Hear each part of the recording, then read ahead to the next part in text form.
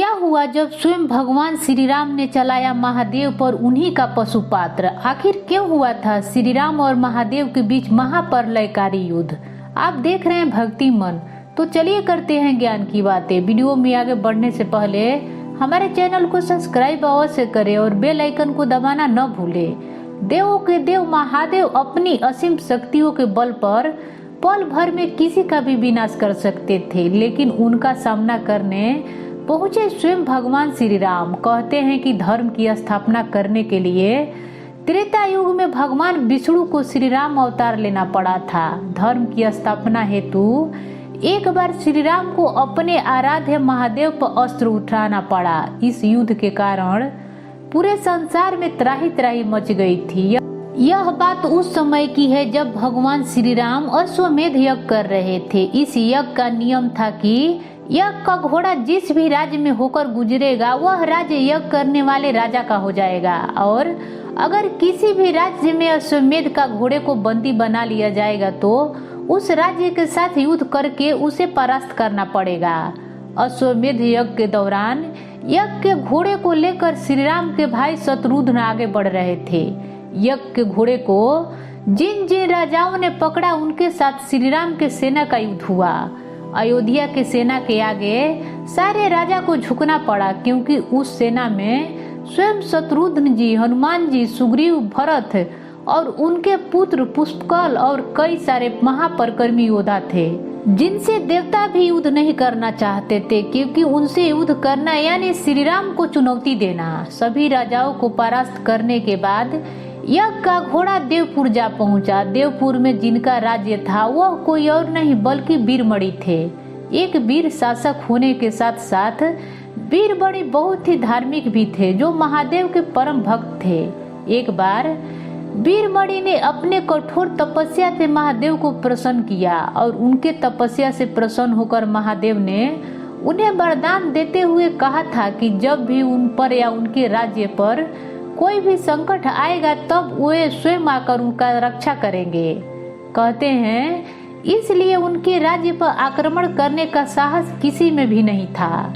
इस प्रकार देवपुर का नाम महाकाल के नगरी भी पड़ गया था। सभी राजाओं को परास्त करने के बाद श्री राम का अश्वमेध घोड़ा देवपुर जा पहुंचा। तब राजा वीरमणि के महापराक्रमी पुत्र रूपमांद ने उनसे बंदी बना लिया, और उसके बाद उन्होंने अयोध्या के सेना को चुनौती देकर कहा कि वह शत्रुघ्न से जाकर कह दे कि यज्ञ का घोड़ा वीरमणि के पुत्र स्वयं रूपमांद ने बंदी बना लिया है। यदि वह अपने घोड़े को मुक्त कराना चाहते हैं तो आकर देवपुर के सेना से युद्ध करे।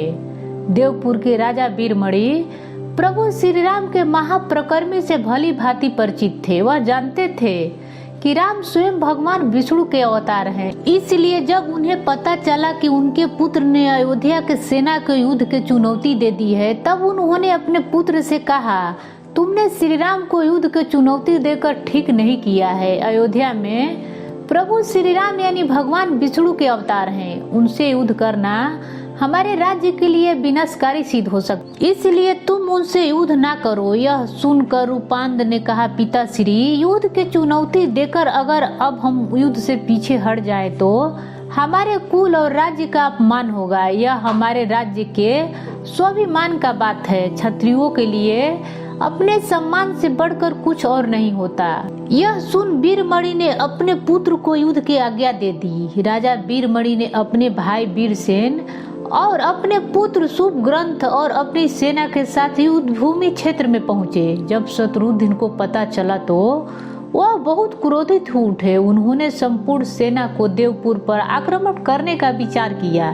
तब हनुमान जी ने शत्रुघ्न से कहा कि उस नगरी की रक्षा स्वयं देवों के देव महादेव करते हैं, इसलिए देवपुर पर आक्रमण करने से पहले हमें इस राजा वीरमणि से बातचीत करनी चाहिए और बातचीत से इसका हल निकालना चाहिए। नहीं तो देवपुर पर आक्रमण करने से पहले भगवान श्री राम को आज्ञा लेना चाहिए। यह सुन शत्रुघ्न जी बोले, अगर हमारे रहते भ्राता श्री राम को युद्ध भूमि में आना पड़े तो यह हमारे लिए अत्यंत अपमान की बात होगी। हमें अभी देवपुर पर आक्रमण करके उनकी चुनौती का जवाब देना चाहिए। इसके बाद शत्रुघ्न जी अयोध्या के विशाल सेना के साथ देवपुर पर आक्रमण किया। देखते देखते ही एक एक भयंकर युद्ध शुरू हो गया। भरत जी के पुत्र पुष्पकर और वीरमणि एक दूसरे के साथ युद्ध करने लगे। वो दोनों एक दूसरे पर घातक बाण चलाने लगे। इस समय वीरमणि पर एक भयंकर बाण चला दिया, जिस प्रहार से वीरमणि सहन न कर सके और पल भर में वह मूर्छित हो गए।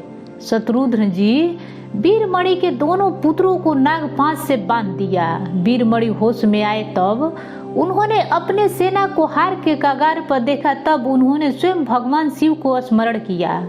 तब महादेव ने अपने भक्त वीरमणि की रक्षा करने हेतु भद्र, नंदी और भृंगी के साथ एक विशाल सेना भेजी। उस समय महादेव के सभी अनुचर हर हर महादेव कर कर अयोध्या के सेना पर टूट पड़े। यह देख अयोध्या की सेना बहुत ही जल्द भयभीत हो उठी और जल्द ही हार का सामना करना पड़ा। जब श्री राम के पास यह सेना के हार के संदेश पहुंचा तो वह खुद भरत और लक्ष्मण के साथ उस क्षेत्र में आए। यह देखकर श्री राम जी को बड़ा क्रोध आया और वो वीरभद्र से बोले, जैसे तुमने पुष्पकल का वध किया वैसे ही तुम अपने मृत्यु के लिए तैयार हो जाओ। यह कहकर श्री राम वीरभद्र और शिव गणों से युद्ध करने लगे। युद्ध के दौरान जब श्री राम ने देखा कि वह साधारण अस्त्रों से शिव गणों को परास्त नहीं कर पा रहे हैं, तब उन्होंने दिव्यास्त्र चलाने का विचार किया। श्री राम ने अपने दिव्यास्त्र को देखते ही देखते वीरभद्र, ऋषि भृंगी अधिकांश शिव गणों को मूर्छित करने के लिए छोड़ दिया,